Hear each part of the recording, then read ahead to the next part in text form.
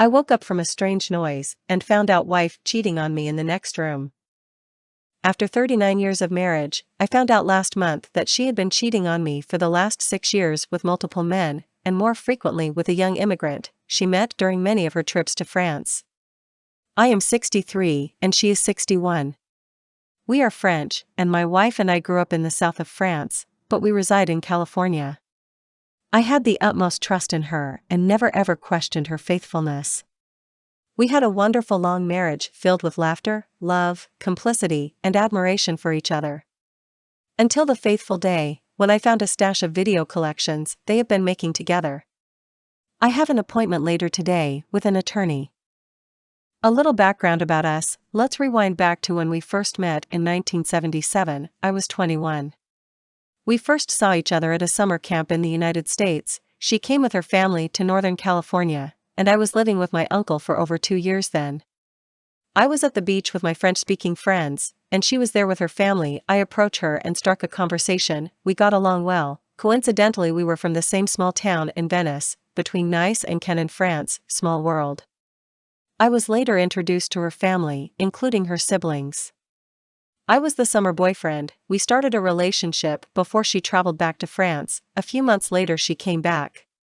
I later visited her back in France. First time we had love was on a beach in Corsica in 1978. We got married in 1981 and moved to LA area in 1984. Few years later, we had our now 29-year-old son. Then moved to Southern California in 1997. Up until COVID hit, she ran a traveling agency that allowed us to travel around the world, and we traveled more now that I am retired. We flew all the time for free and very often first class. I thought this was how my life with her will be till death do us apart. She must have done the round trip LA Venice 200 times easy. She always had reasons while she wanted to travel to France. And while I retired, I traveled with her a handful of times when I can. So, it's not like she was ever very far away and for a long period of time.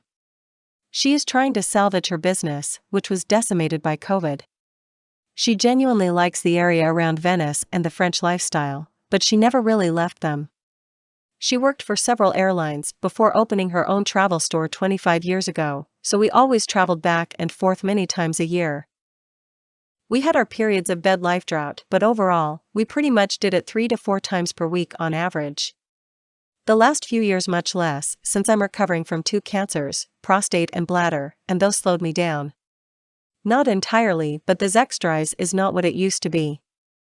She was slightly overweight in her 40s. Then about 8 years ago, she decided to get in shape, and boy did she running, hiking, yoga, gymnastics and super strict diet. In her mid-50s, she was in great shape and looks fantastic. I hiked with her for several years, but can't anymore, due to 2 bad knees. When I say hiking, I mean backpacking across the Sierra Nevada for 8 days. Not a 2-hour hike up the Malibu Canyon. She's got tremendous energy and will outwork anyone in her field. She won several travel awards. Last year, she returned from France on December 27th, after spending Christmas in France. She told me ahead of time when she was coming back, as I was the one to pick her up from the airport. When I picked her up, she is all smiles and vibrant. I have picked her up from the airport hundreds of times. The smile was different. We had not seen each other for 2 months, so I thought that was it. I was happy to see her. When we got home that evening, I already set up a romantic dinner date that night. During the dinner she described all the new places she visited in France, some of which we visited together, some of which were romantic places. She went skiing in Les Trois Valleys, Little Venice, Chateau de Villandry, St. Paul de Venice and many more. Many of these places were on our bucket list. We were supposed to do it together, so I was disappointed that she went without me. The way she said it was almost like she was bragging about it. She must have seen the disappointing look on my face, but didn't bother to ask me how I felt. I know the obvious question is that I shouldn't have to ask my wife who she went with on all these romantic locations, but she made me look like a fool when she said that it was with her girlfriend and sister. She jokingly said soon after that it was her lover, as if that makes my question sound so ridiculous. Back then, I still didn't have any reason not to trust my wife, but over the years, I knew something was off, but I couldn't put my finger on it. I thought it was because of her mom being sick. I also noticed that her details were very sketchy. She would lie about things that she shouldn't be lying about. After dinner that evening, she all of a sudden tells me that she is flying to Martinique over New Year's Eve to visit some girls that she had met the summer before. I was not happy and let her know. I asked her why now and why she couldn't tell her girlfriends that she was spending New Year with her husband. She made all kinds of excuses saying that they had already made plans. I told her that she is a married woman and can't make plans without her husband, and that was simply selfish, being that I will be spending New Year's alone, and I am retired. She suddenly became defensive, saying that I was the one that was being selfish. She said that she had given me more than 39 years of her life, and she had spent the majority of the New Year's with me, and what's wrong with needing a little time for herself? I told her that it wasn't the point is that she was supposed to inform me ahead of time, and she had been gone for 2 months already. At least she could do was to spend the New Year's with me, or even let me know ahead of time so I could have a backup plan. She didn't want to hear it, she just left the conversation. We don't have a lot of arguments in our relationship, and if we do, we normally harsh it out the following day without acknowledging that anybody was at fault. The same happened this time. The following day, we had breakfast together. We talked like we never had any arguments the previous day. But this time was different. I had my suspicion that there was someone else involved. It bothered me so much that I wanted to get to the bottom of this, and what bothered me most was that the previous night she refused closeness with me.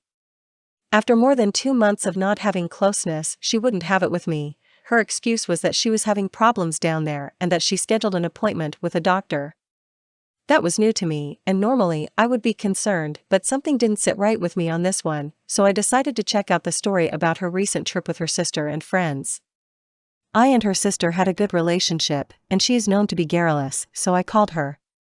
During our phone call, I started talking about how much fun she must have had on her skiing trip in Les Trois Valleys, but she didn't know what I was talking about, so I tried to brush off the subject by saying that I thought she wants on the trip with her husband, but she said no.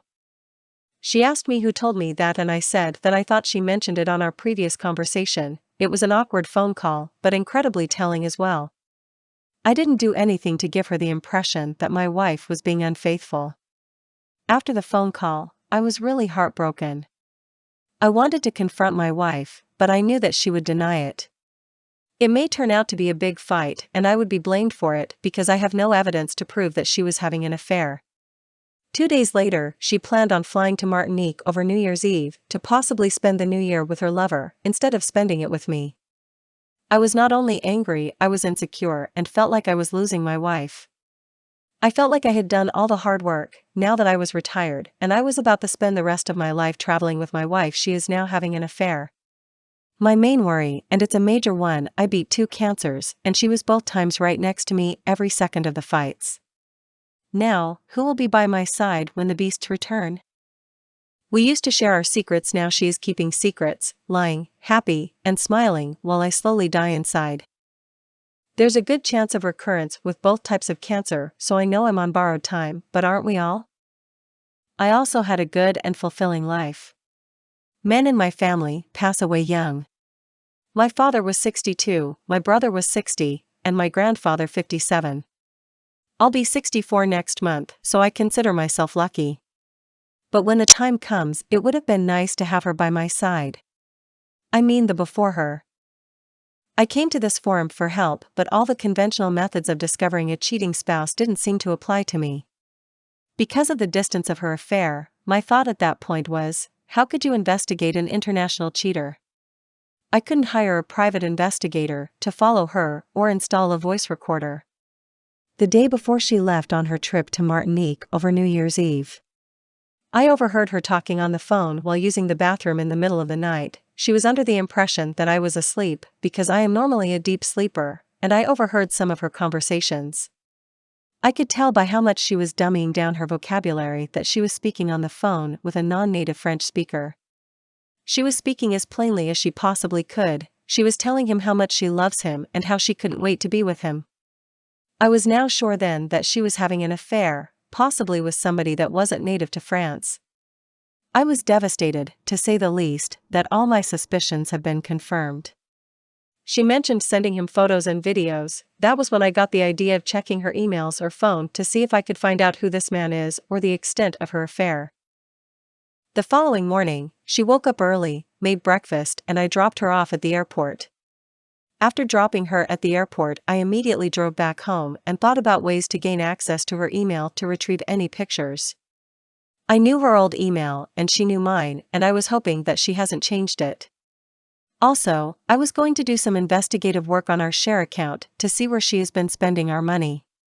When I got home, I logged into her email and her password worked. I looked through her email and found plane tickets for her and another man.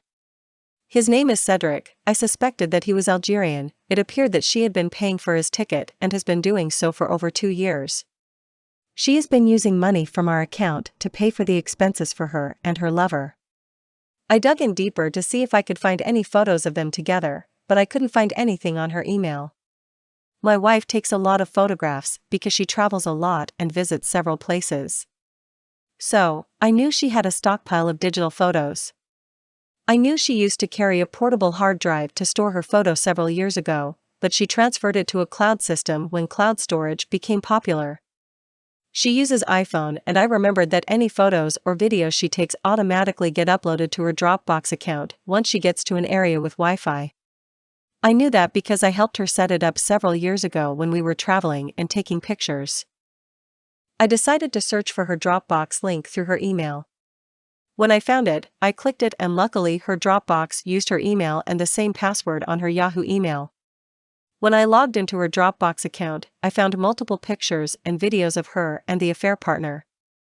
I found out a lot of things about my wife that I didn't know, places that I didn't know she visited, people that I didn't know she met. It was like looking through a timeline of her life, a record for over 5 years.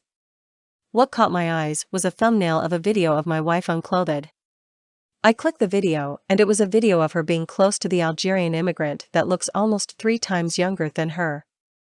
I recognized the laugh, the giggling and affection she was showing him. That used to be the affection she used to show me, when she looks back at the camera as he records her. That used to be the look she gave me. I was hurt and in tears. Words can't explain how I felt at that moment, and I remember stepping out for a moment to get some fresh air before coming back to continue watching the videos. There were many more videos like that. What standouts were how aggressive he was towards her. I never knew she liked that sort of thing. It was like I didn't know who my wife of 39 years was. The video goes back to more than a year, and there were videos as recently as her last trip. My wayward wife always has a thing for making intimate videos. She enjoys watching X movies tapes and going to X stores. About 8 years ago, when she started getting in shape and working out, she was looking good and took an interest in capturing our closeness sessions. She got me into it as well, but stopped when she knew that I was just doing it for her and didn't enjoy it. She stopped. That was almost 6 years ago. I thought she lost interest and it was a phase that has passed, but I didn't know that it was always in her, and she has been looking for someone else to do it with, has moved on from me. As shocking as this seemed, that wasn't all that I saw. I spent the entire day looking through her Dropbox photos and videos, and I found a photo of her being close with her ex-boyfriend. Before she even met me, he was the first guy that she had closeness with and is now a psychiatrist with grandkids. He came from the same area as my wife and I, so they see each other when she visits her mother, and has always told me about him and that they are friendly. I didn't realize that they have been close all along. At that point, I felt like my entire relationship has been a lie. All her trip to France, maybe she has been intimate with him for our entire marriage. He is still married to his wife and a respectable doctor in his community. She kept a photo record of her affair as if she was hoping that I find it. I didn't see any videos of her and her doctor ex-boyfriend, just intimate pictures and trips together. She has obviously been living a double or triple life. She travels between her 2 affair partners, but for the past 2 years, from what I could tell, she has been exclusively intimate with the Algerian immigrant. I spent the entire day reminiscing as my whole life flashed. I felt like she was never in an exclusive relationship with me. Throughout our marriage, I had the utmost trust in her and never ever questioned her faithfulness. We had a wonderful long marriage filled with laughter, love, complicity, and admiration for each other. I had one cancer in 2008 and another in 2013. She was extremely supportive both times before and after surgeries. Luckily, I did not have any inconvenient side effects after robotic Da Vinci surgery. We resumed our bed life, in fact, 3 weeks after the operation. She was really the perfect spouse up until 2 years ago, when I started noticing that we were spending less time together, and she would frequently take trips to visit her sick mother and make other excuses to travel outside of the States. That day I felt like my whole life would never be the same.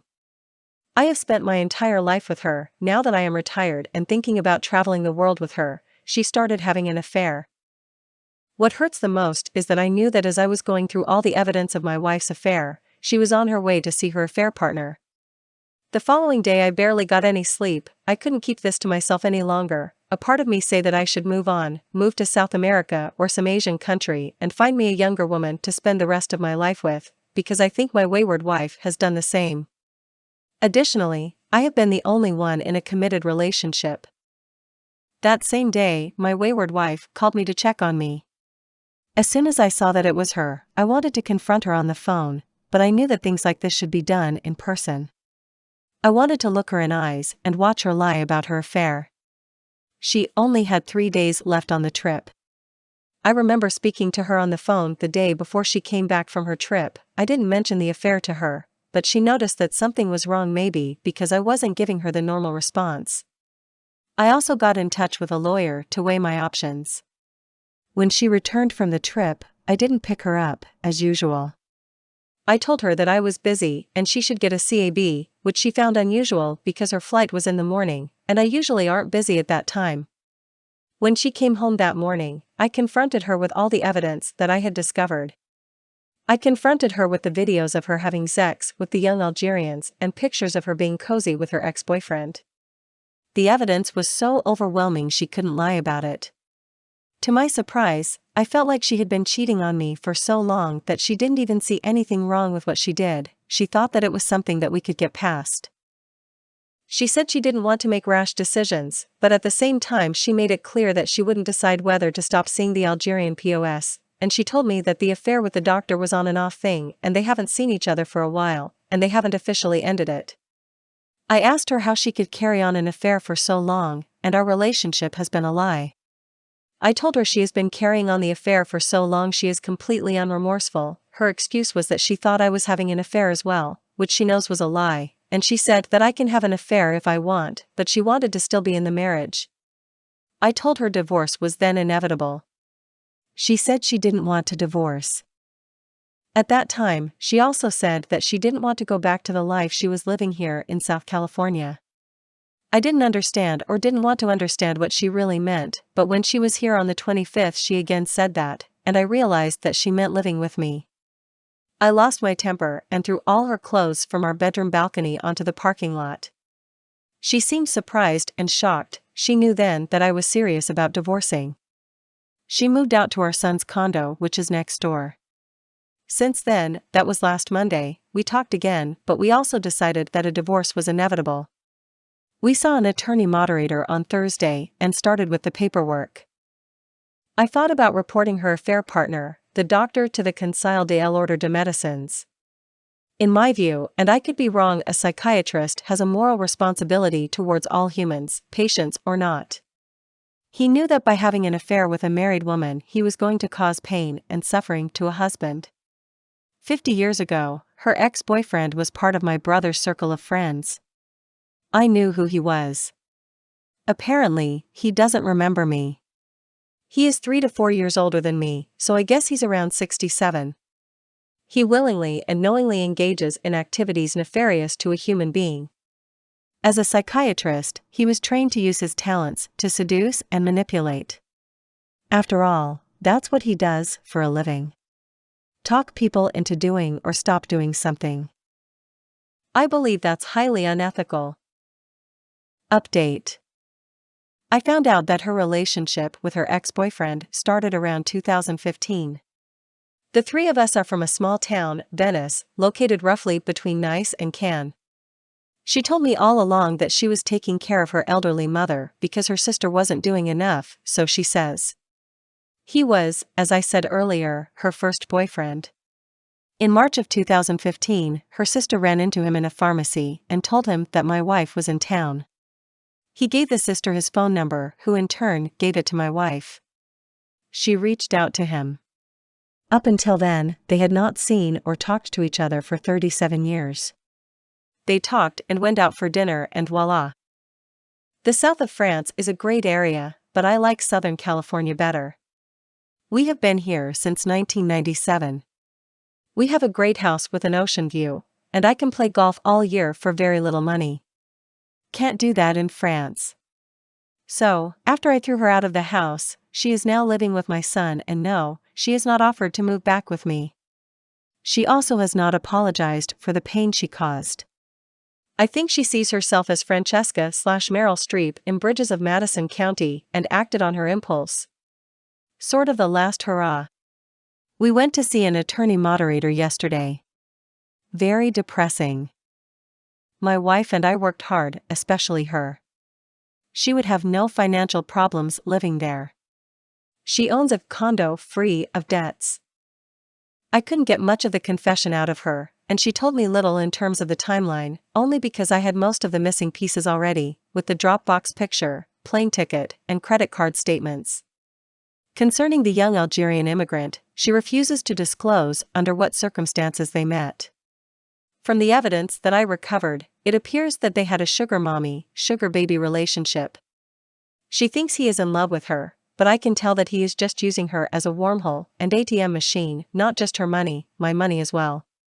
She said they met around October 23, 2019. I know their affair became hot, probably in late October, made evidenced by the Dropbox uploads.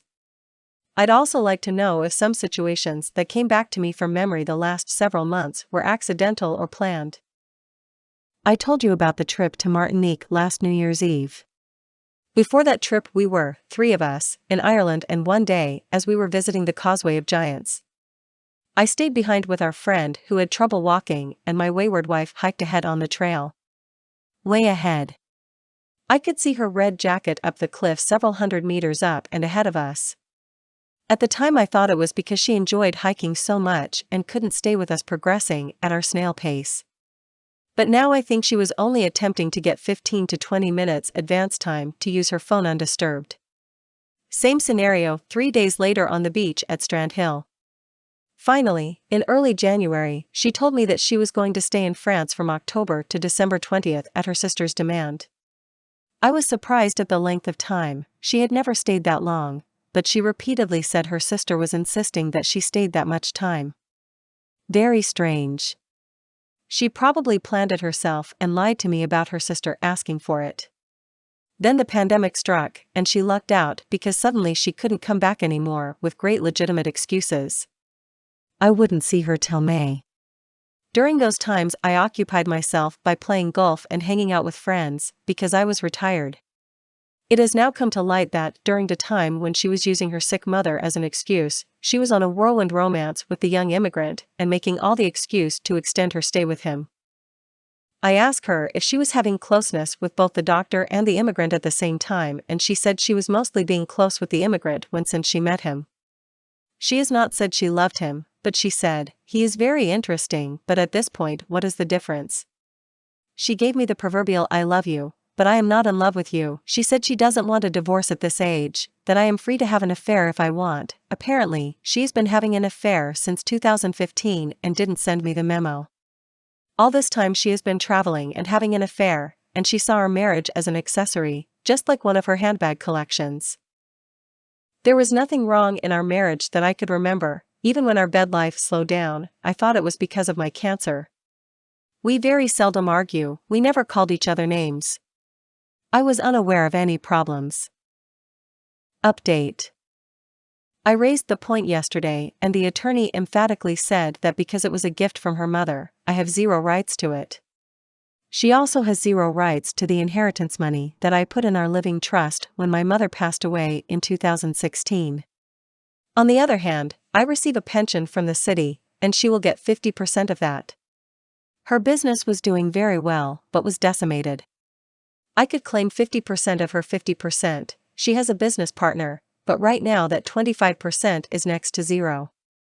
The business was in the travel industry. The latest development occurred last night.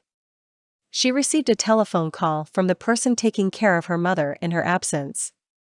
Her sister's husband and her mother have all tested positive for COVID. I don't know how this will impact our divorce. My pension is a Los Angeles City pension, and the 50% is defined by something called the Brown Act. The percentage allocated to each spouse in case of a divorce is determined by a formula, but in my case, because we were married years before I started in my career, and I retired while we were still married, she will get 50%. Non-negotiable. The value of her business right now is zero. She wants to keep working and build it back up and sell it to her business partner. I will consider hiring an attorney privately. She kept saying that she did not want to live like before, and she also said that yes, she enjoys her life in France. She might as well have said she enjoys having multiple ex-partners while being married on paper. She said she did not want to rush into a messy divorce and thought she could live here as usual, knowing that she was doing it with a younger man and her ex-boyfriend on the wing. No deal. I called the pension department and the lady was adamant, 50%. And the last lie is, yesterday she had a meeting with her business partner. When she came back, I asked her how the meeting went, and she said that they have enough money to last another 6 months, with no pay for the both of us. They have done that in the past, 2001 and 2008 crisis, to save the business.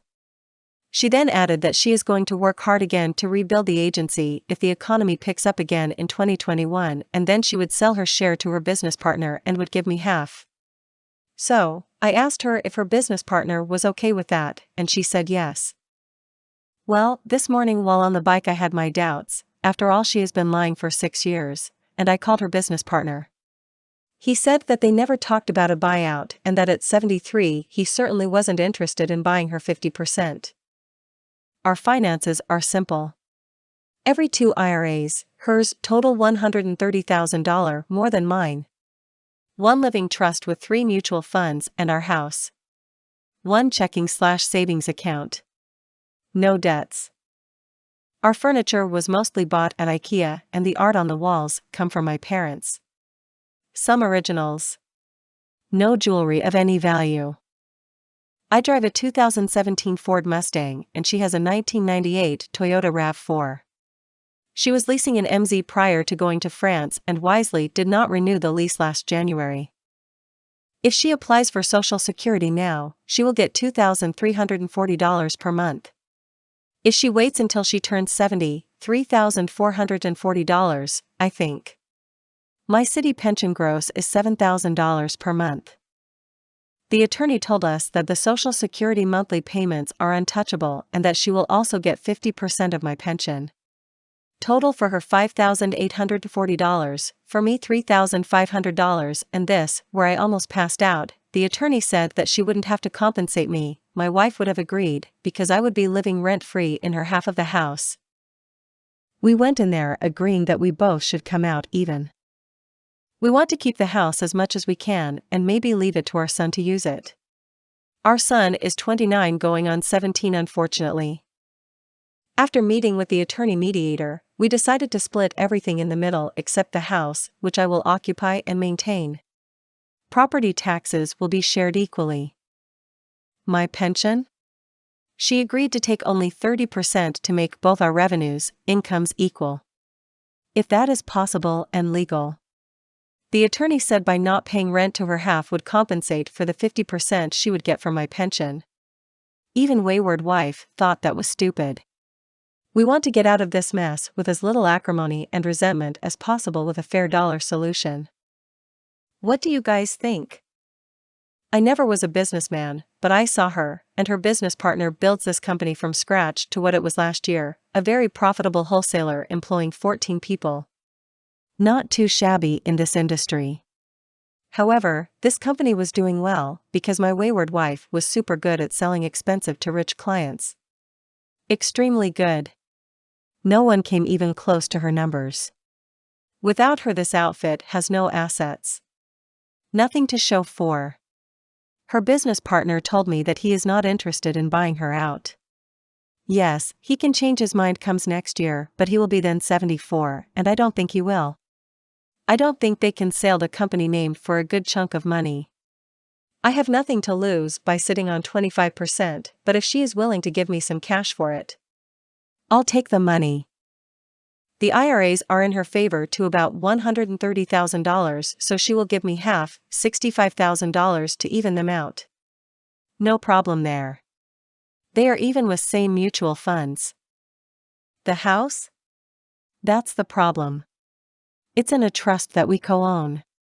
We have to find an agreement in case one wants to sell. She raised the point. I had no answer and still don't. Maybe the lawyer does. It's probably not that uncommon.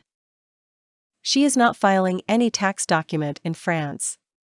In fact, she had her last paycheck in July here. We will be filing together for the year 2020. I have no plan of returning to France. I sent a text to the attorney with a question about my pension. No answer yet. The rest is agreed upon and pretty simple to cut in half. She is leaving today and will be back in March. We will schedule additional meetings with the attorney. In the meantime, I started on the paperwork. We have one son, 29.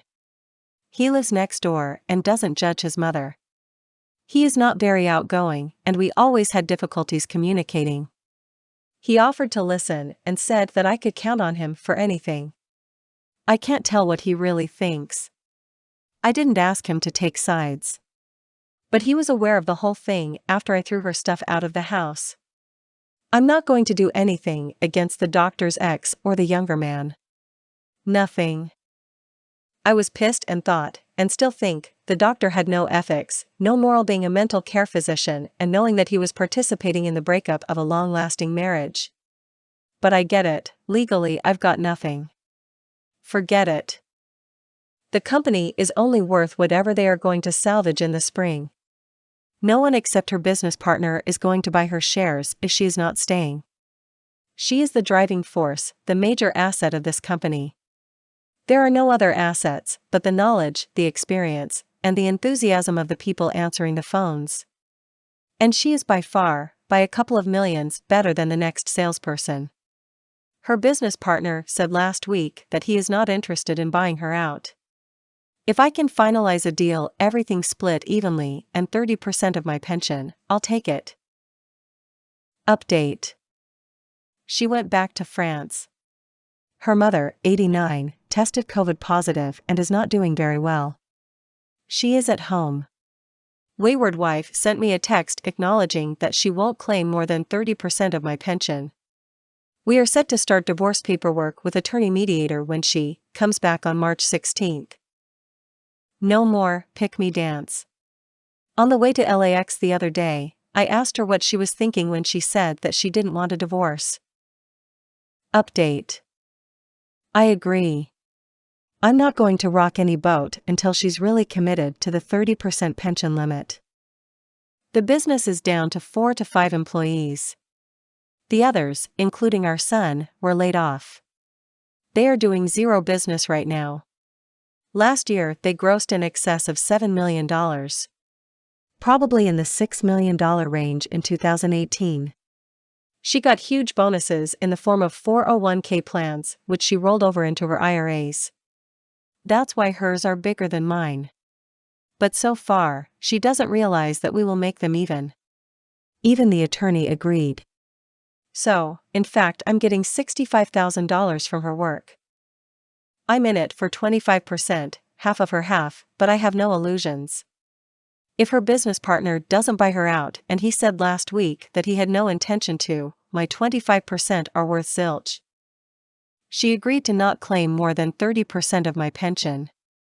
We also agreed to equally divide the rest of our assets, including the house. But, I want to include a clause that in the event she remarries the young guy or her ex, she forfeits the 30%. I just don't want to pay for her future husband's incidentals. That sounds reasonable to me. Well, she does not answer directly telling me that she will never remarry, the idea of remarrying is laughable, there is no need for a remarriage, etc. Update. After checking with my employer's pension department, it turns out that the percent of pension she will be allocated will be her property forever. So, if she marries any of her affair partners, she still keeps her percent. And I'll be in the position to partly fund their lifestyle. Doesn't matter that her ex-boyfriend is a neuropsychiatrist who probably makes 10 times what my pension is, or that her younger boy toy is living off of her. I don't understand why I should run from any attorney who would advise me to agree for her to less than 50%. I cannot lose more than 50% as it is, so why not have her sign on 30%? If she changes her mind later on, I still would not have lost anything more than what I would have in the first place. I have a Zoom meeting next Friday with an attorney specializing in my line of work and with people who experience the same difficulties. Why am I divorcing? Because I want to start a new chapter as painful as it is right now, and I'm guessing that no lady with half a brain would ever be interested in a long-term relationship with a separated man. I'm 64, and maybe there's still someone out there who would be okay to share the next 10 to 15 years. Did she stash any money away? No, I saw the paychecks and the deposits and the W-2s, and I paid the taxes on April 15th. I also transferred her 401k to her IRA in July when they are rethinking closing the company. She didn't stash any money away. Her affair is strictly primal sex and romance. She lied to me, she deceived me, but we don't have any money argument. We never had. Besides, all this is irrelevant because I'm still part owner of her 50% and I'm not giving up on that 25%. In California, there might be a law that mandates that she will get 50% as spouses of pensioners like me. I don't know for sure. She is at this point willing to sign for 30%. Maybe she can't accept less than 50%. She can't get more. I will not get less than 50%, I might end up with 70%. I will know next Friday. The attorney I will consult is specializing in family law and divorces for people who were in the same line of work as I was. The rest of our assets will be divided equally. Update. I'm hurting really bad, but even though I'm still angry, I feel that I'm doing better than last month and the month before. I've been sober since January 1st and I don't miss it. A bottle of Jameson, a 6-pack and 3 to 4 bottles of wine would last me 4 days when I first posted on here. So, I'm happy about that.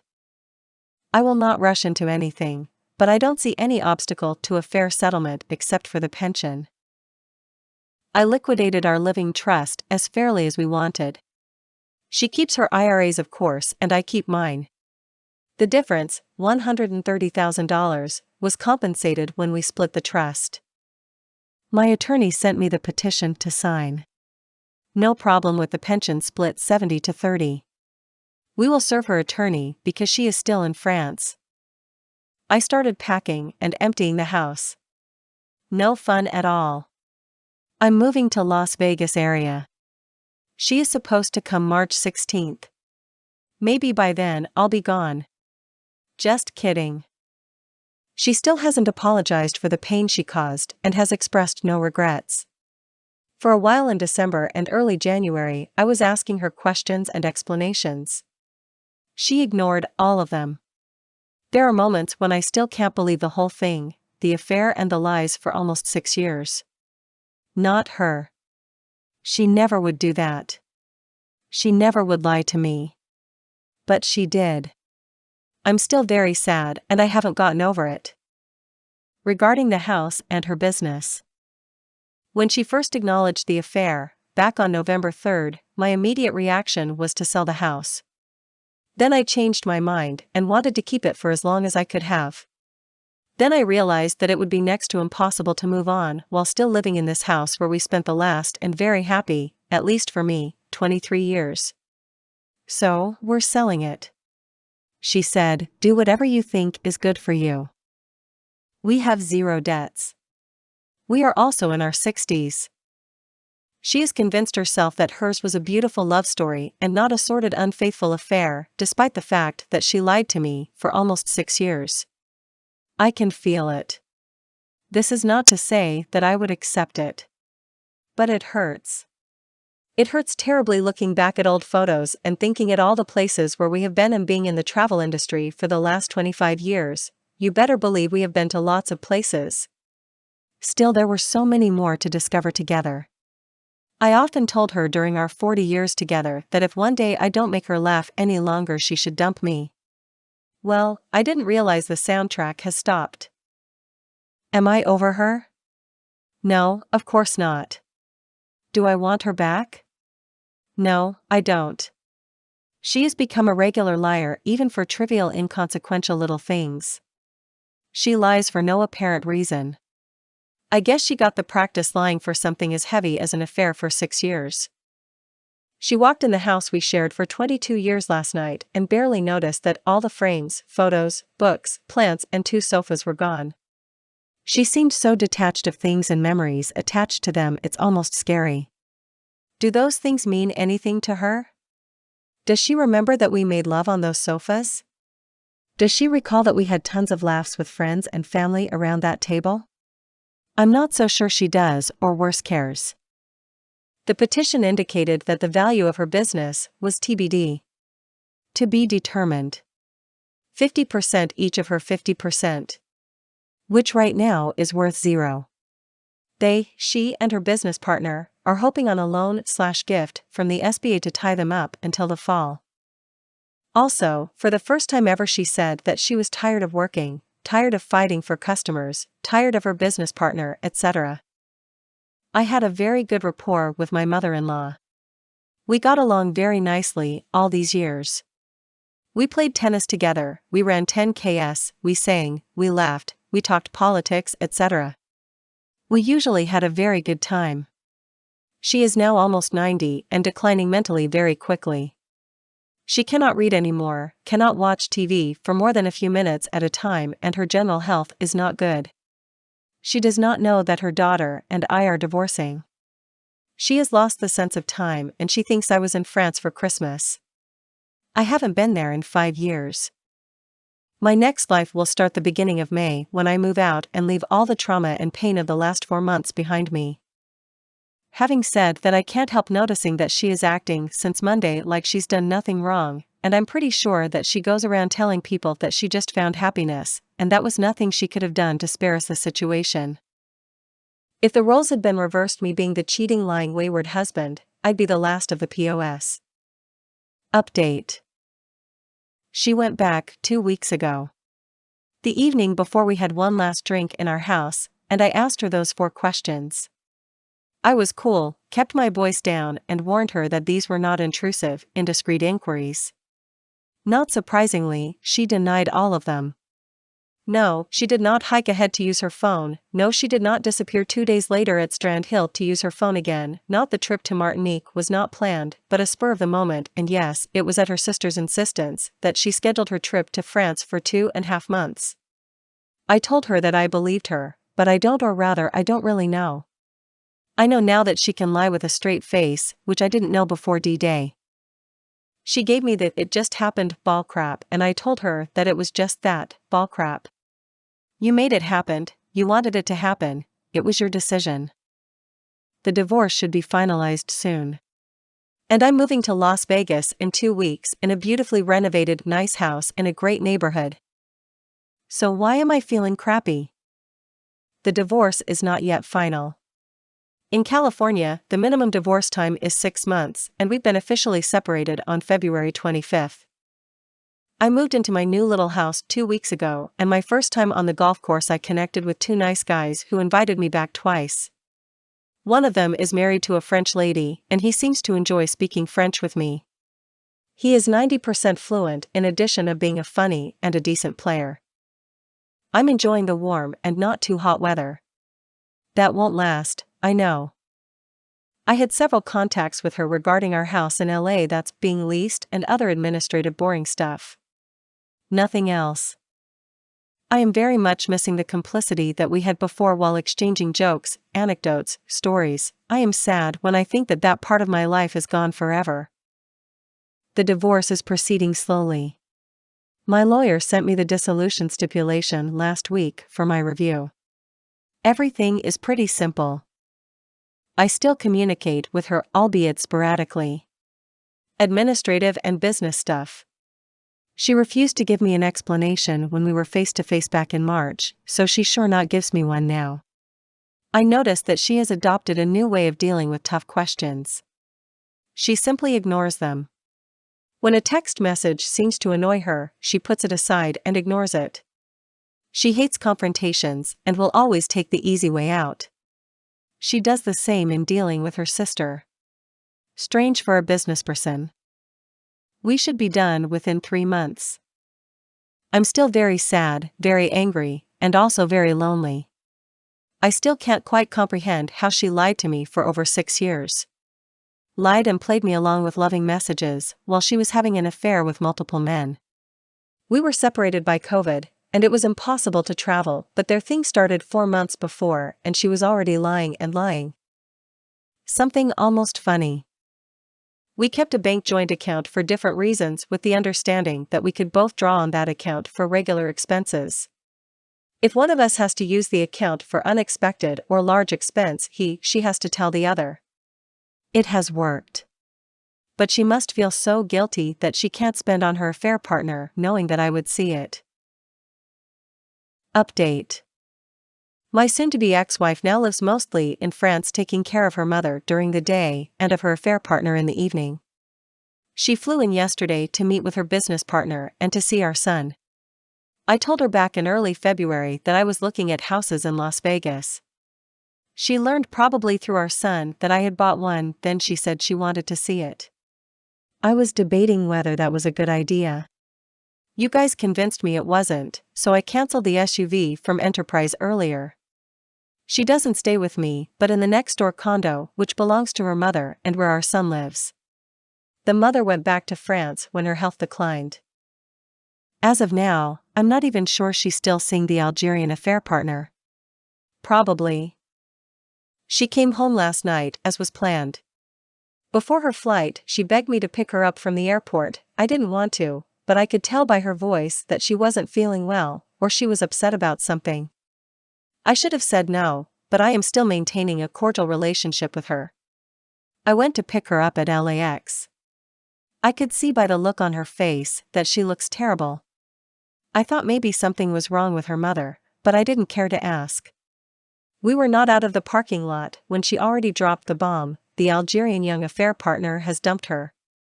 I didn't noticeably react to her announcement. I don't even know why she told me that. Maybe she needs a shoulder to cry on, or she needs someone to console her, or maybe she wasn't paying him enough now that her business has bellied up. Regardless, I didn't react to the news. She followed up by saying that her doctor ex-boyfriend invited her to go hiking with her when next she visits France. I know her well enough to figure out what she was trying to do. The blur of her whirlwind affair with young Algerian has been broken. She has come to realize that the dream is over. Now she is tossing the bait at me, trying to lure me back in the relationship, using the ski trip with the doctor to get me jealous. She asked me if she could come and see my house in Vegas, but I lied to her that it wasn't ready yet. I can't tell her to pound sand without risking her to renege on her words. As I said before, I'm not going to make any waves till the ink is dry. That should take 6 months. In California, that's the minimum. Why?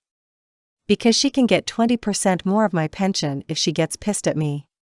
She is entitled to 50% but agreed to 30% against her attorney's advice. That's about $1,500 per month for life. A lot of money for my budget. We both lawyered up and the Esquires are doing their things. Petition was set up and is in the process of being confirmed.